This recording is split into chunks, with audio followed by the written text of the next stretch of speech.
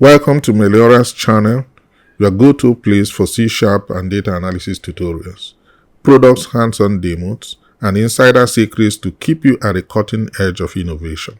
Our goal is to break down complex tech topics to a level that you will easily understand to supercharge your skills.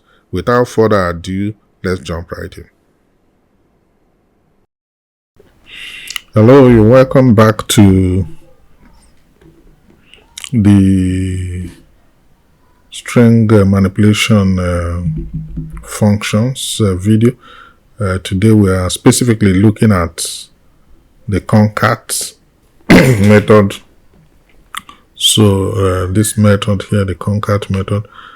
So we'll be going specifically to look at the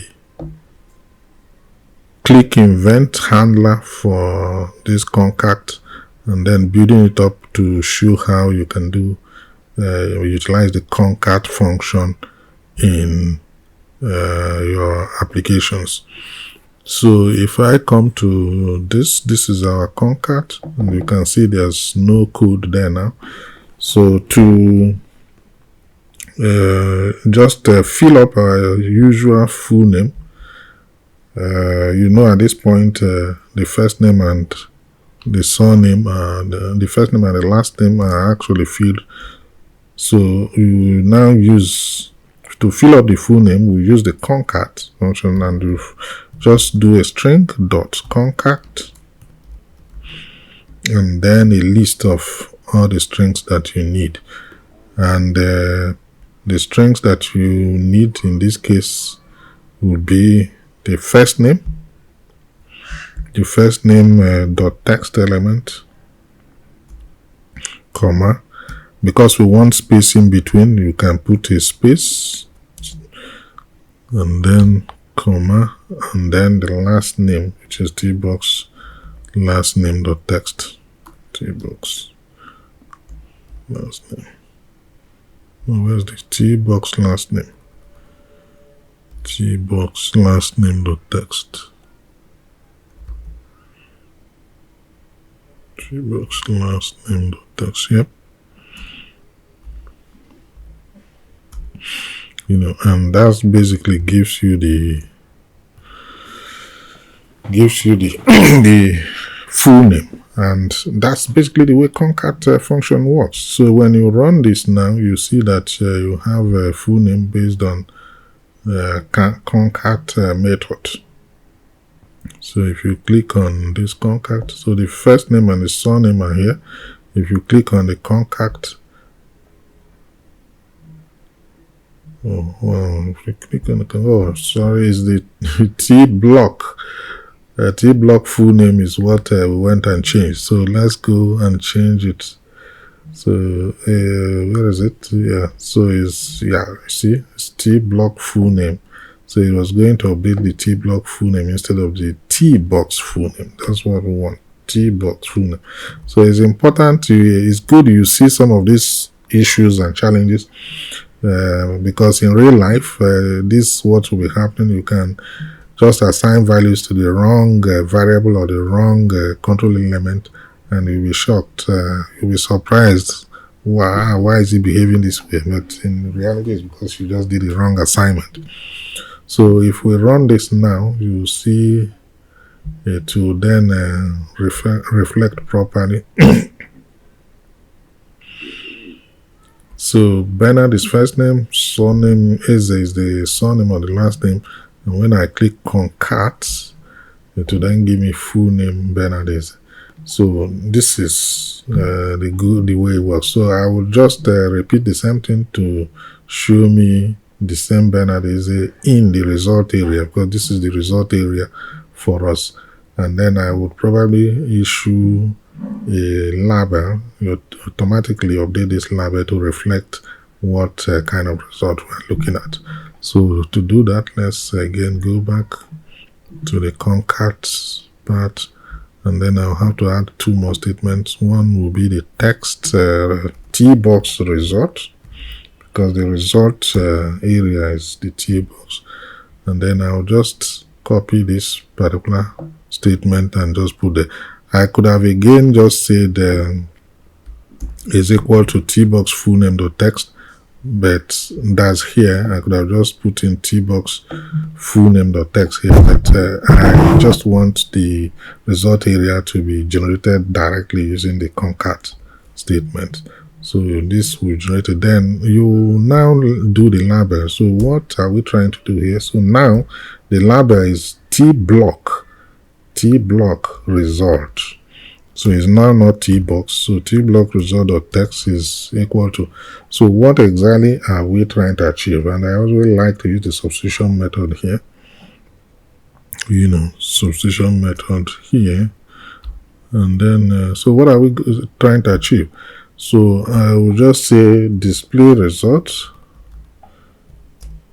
of concatenating. So first name.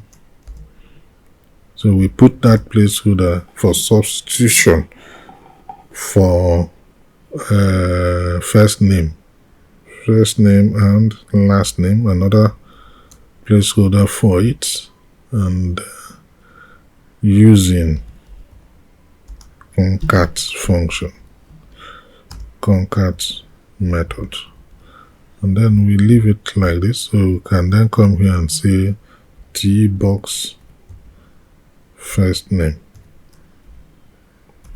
dot text, and then we come here and say tbox last name dot text, and that's basically it. So if you like, you can put a colon here if you want, but if you don't want, it's still okay. It's not so if you run this now,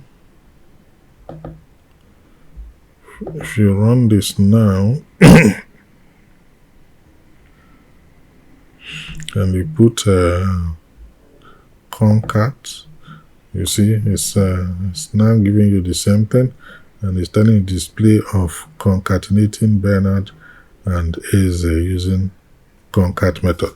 Now the power of concat is that, though like addition, it just allows you to continue to add. So if I had something else here, where's the concat, string concat? Okay, yeah, so if I had something else I wanted to include here, I could just include it.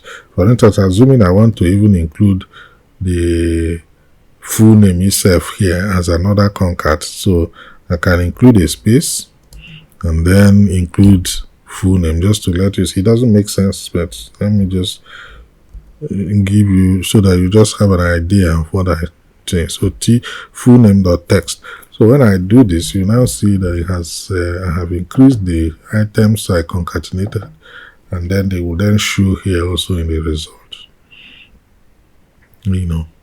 So if I say concat, say Bernard Eze, because I concatenated it 2 times. So if I come, let me put it, I concatenated this and this in the first case, but let me reflect what I concatenated in the last case so that you now see what. So the text block is actually display of concatenating this and this.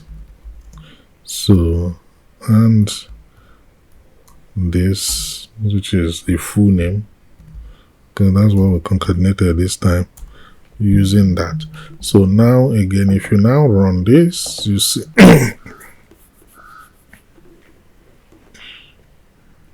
when you say concat, and you see now it's in a display of concatenating Bernard and Eze and Bernard Eze using concat. So you said Bernard, you concatenate Bernard Eze, then another, and then Bernard Eze as one single name.